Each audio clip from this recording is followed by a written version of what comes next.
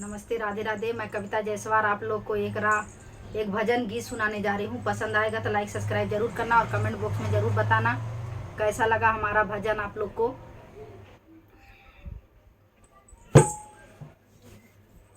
जितना हो सके उतना वीडियो को शेयर करना।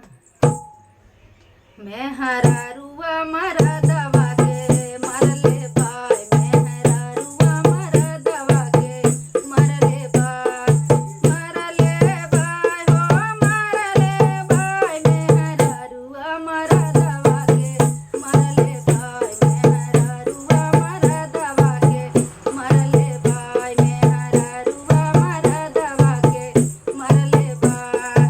पहिला ही मार राजा दशरथ के मारल हो, दशरथ के मारल। पहिला ही मार राजा दशरथ के मारल हो, दशरथ के मारल।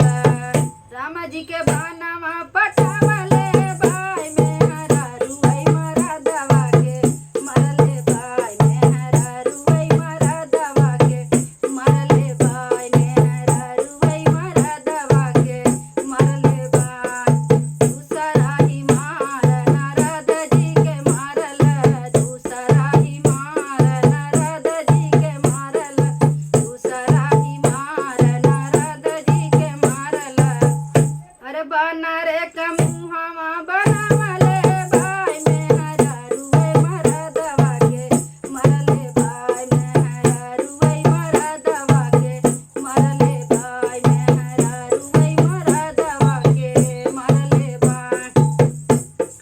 तीसरा ही मार राजा रामड़ के मारल, तीसरा ही मार राजा रामड़ के मारल, रामड़ के मारल हो, रामड़ के मारल।